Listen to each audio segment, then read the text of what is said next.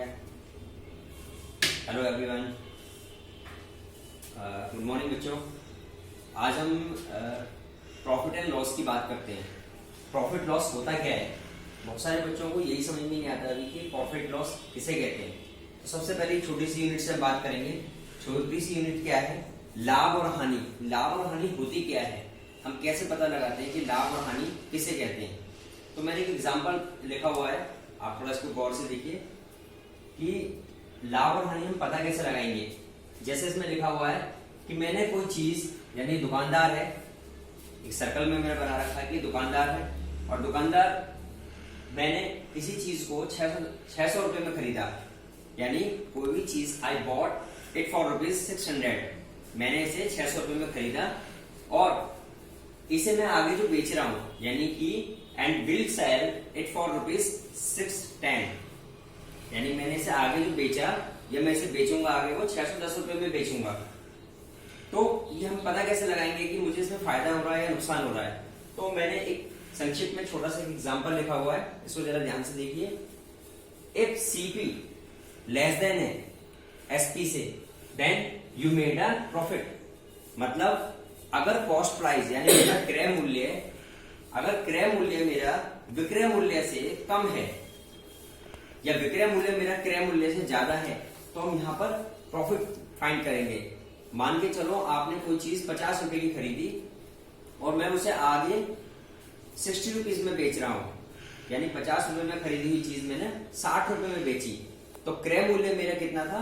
50 रुपए जो मैंने खरीदी थी, और मैं इसे आगे जो बेच रहा हूं वो 60 रुपए में, यानी मेरा विक्रय मूल्य जो यानी एसपी सेलिंग प्राइस जो है वो मेरा कितना है? 60 रुपीज।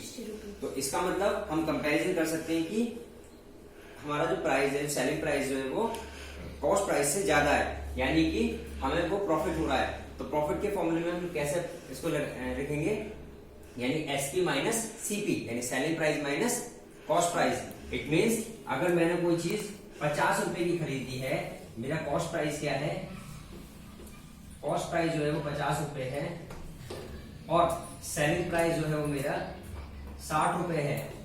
तो मैं इसको इस फॉर्मूले के साथ पुट कर दूंगा, इसका मतलब मुझे प्रॉफिट हो रहा है।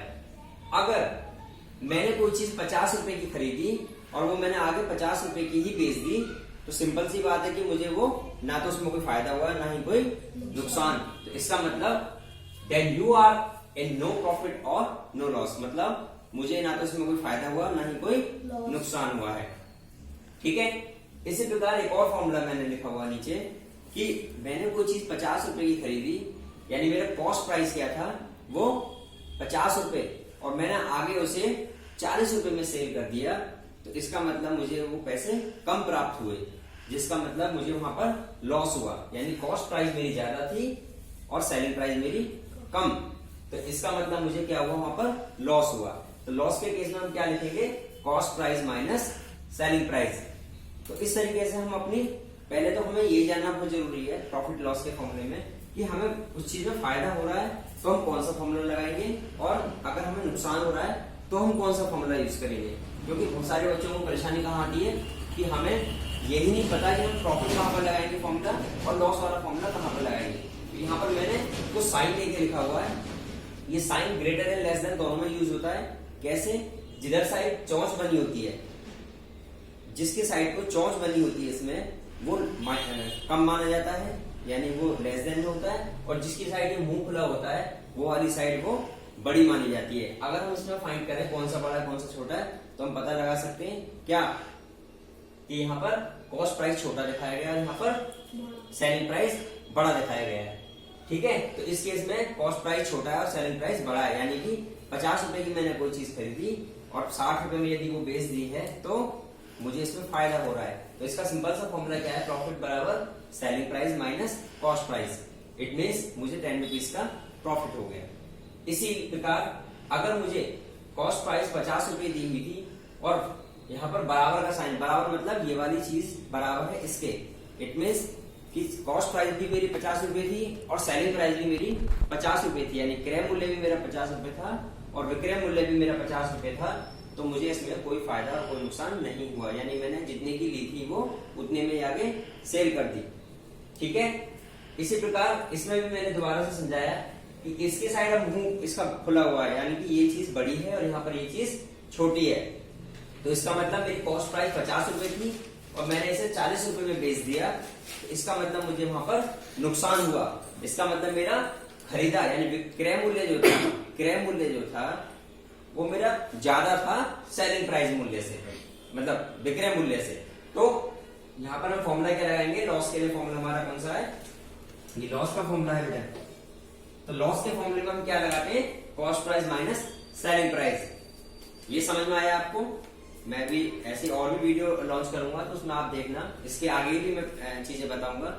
तो इसमें हमें सिंपल सी बात ध्यान रखनी है कि कॉस्ट प्राइस, सेलिंग प्राइस ये क्या चीज होती है। सबसे पहले तो प्रॉफिट लॉस के बारे में यही चीज जानना है कि कौन सी बड़ी है कौन सी छोटी है। जहां कॉस्ट प्राइस छोटी होती है और सेलिंग प्राइस बड़ी होती है वहां पर हमें प्रॉफिट हो रहा होता है, इसमें हम प्रॉफिट का फॉर्मूला लगाएंगे। और जहां पर कॉस्ट प्राइस ज्यादा होती है, सेलिंग प्राइस कम होती है, तो वहां पर हम लॉस का फॉर्मूला यूज करते हैं। बस हमें थोड़ा सा कंपैरिजन करके देखना है कि हमें फायदा कहां पर हो रहा है, नुकसान कहां पर हो रहा है। बस इन चीजों के बारे में हम ध्यान से देखेंगे, ठीक है। यानी कि जिसका विक्रय मूल्य, जो जिस मूल्य पर कोई भी वस्तु बेची जाती है, जिस भी मूल्य पर कोई भी वस्तु बेची जाती है उसे हम जिस मूल्य पर कोई भी वस्तु खरीदी जाती है उसे हम कॉस्ट प्राइस के नाम से जानते हैं, यानी क्रय मूल्य। और जिस मूल्य पर कोई वस्तु बेची जाती है, जिस मूल्य पर, उसे हम सेलिंग प्राइस यानी विक्रय मूल्य के नाम से जानते हैं, ठीक है। तो आज के लिए हम इतना ही रखेंगे और अगली नेक्स्ट वीडियो में मैं आपको और भी इसमें आगे समझाऊंगा। मेरे चैनल को सब्सक्राइब करिए आप और आगे भी शेयर करिए, ठीक है। Thank you.